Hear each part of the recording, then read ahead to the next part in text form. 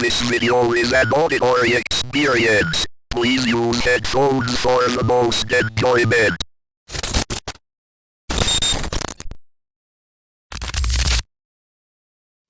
And now for our feature presentation. Radio silence. 36,400,000. That is the expected number of intelligent civilizations in our galaxy, according to Drake's famous equation. For the last 78 years, we had been broadcasting everything about us, our radio, our television, our history, our greatest discoveries, to the rest of the galaxy. We had been shouting our existence at the top of our lungs to the rest of the universe, wondering if we were alone. 36 million civilizations, yet in almost a century of listening, we hadn't heard a thing. We were alone. That was until about 5 minutes ago. The transmission came on every transcendental of multiple hydrogens frequency that we were listening to. Transcendental harmonics, things like hydrogen's frequency times pi, don't appear in nature, so I knew it had to be artificial. The signal pulsed on and off very quickly with incredibly uniform amplitudes. My initial reaction was that this was some sort of binary transmission. I measured 1,679 pulses in the 1 minute that the transmission was active. After that, the silence resumed. The numbers didn't make any sense at first. They just seemed to be a random jumble of noise, but the pulses were so perfectly uniform and on a frequency that was always so silent, they had to have come from an artificial source. I looked up the transmission again, and my heart skipped a beat. 1679. That was the exact length of the Arecibo message sent out 40 years ago. I excitedly started arranging the bits in the original 73x23 rectangle. I didn't get more than halfway through before my hopes were confirmed. This was the exact same message. The numbers in binary from 1 to 10, the atomic numbers of the elements that make up life, the formulas for our DNA nucleotides. Someone had been listening to us, and they wanted us to know that they were. Then it came to me. This original message was transmitted only 40 years ago. This means that life must be at most 20 years away. Civilization, within talking distance. This would revolutionize every field I've ever worked in. Astrophysics, astrobiology, The signal is beeping again. This time is slow, deliberate, even. It lasts just under 5 minutes, with a new bit coming in once per second. Though the computers are of course recording it, I start writing them down. 0, 1, 0, 1, 0, 1, 0, 0. I knew immediately this wasn't the same message as before. My mind races through the possibilities of what this could be. Transmission ends, having transmitted 248 bits. Surely this is too small for a meaningful message. What great message to another civilization can you possibly send with only 248 bits of information? On a computer, the only files that small would be limited to text. Was it possible? Were they really sending a message to us in our own language? Couldn't think that it's not that out of the question. We had been transmitting pretty much every language on Earth for the past 70 years. I began to decipher with the first encoding scheme I could think of. ASCII. 0, 1, 0, 1, 0, 1, 0, 0. That's B 0, 1, 1, 0, 0, 1, 0, 1, E. As I finish piecing together the message, my stomach sinks like an anchor. The words before me answer everything. Be quiet, or they will hear you.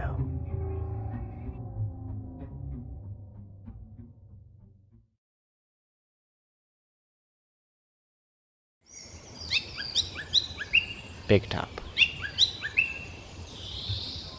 There is a quiet place where nobody goes that has been frozen in time since the early 20th century. Surrounded by thick forests and littered with broken down vehicles, caravans, and posters, the clearing is devoid of all life. Yet at the center of the clearing is a Big Top style tent in the traditional red and white striped patterns of the circuses of old. Several flags blow in the often cold air. During the hours of daylight, the place is silent save for the sounds of the birds in surrounding trees or the crunching of dirt beneath one's feet. Entering the Big Top, one can see rows of entry seats in a large open space where performers of old would have given the audience a spectacular show. Equipment once used by acrobats swing from the top of the tent, and a stand remains in the center, covered in dust. once the place where great beasts such as elephants would perform their tricks. Yet by the cover of night, things change as the abandoned Big Top comes to life. The silence of the clearing shattering as the sound of old carnival music fills the air and spectral crowds come out from the forest. They flood into the tent as skeletal figures on stilts take tickets and strange, malformed creatures juggle and ride bicycles. Disgustingly fat, putrid beings dressed in clown suits hand out balloons to excited children with no eyes and beckon to any living soul foolish enough to be in the area at the time.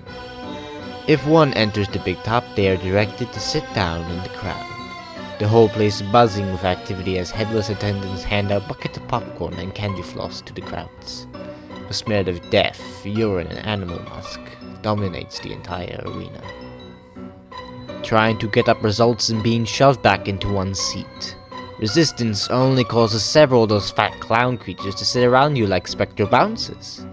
The show, as they say, must always go on. Indeed, what a show it is too. A ringmaster appears in a tattered red suit and with a top hat and a long whip, his face covered in scars and eyes rolled back into his head as he speaks gibberish to the clowns, who cheer and clap. Acrobats swing across the Big Top with disturbing movements, not unlike ragdolls. At the same time, a parade of malnourished horses go in circles around the stage. On their backs ride what appear to be extremely thin women with revealing costumes and burlap sacks wrapped around their heads. After this ritual is complete, the crowds cheer some more and the ringmaster bows. More gibberish flows from his mouth and he cracks his whip against his stand. It is then that the sound of heavy footsteps enter the Big Top as a pure white elephant enters and gives a mighty trumpet with its trunk. The beast would be strikingly beautiful had its thick skin not been covered with deep scars, some of which had not healed properly and thus gave way to noticeable infection. The great elephant makes its way into the stand and goes up onto its hind legs. The ringmaster cracks his whip again and the crowds cheer.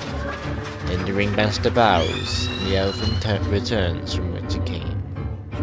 A final line of nonsense comes from the ringmaster's mouth, and the crowds get up and leave. Should you find yourself as part of the spectacle, you will be moved along. Should you be unwilling or unable to move, those fat clowns will be sure to help you on your way.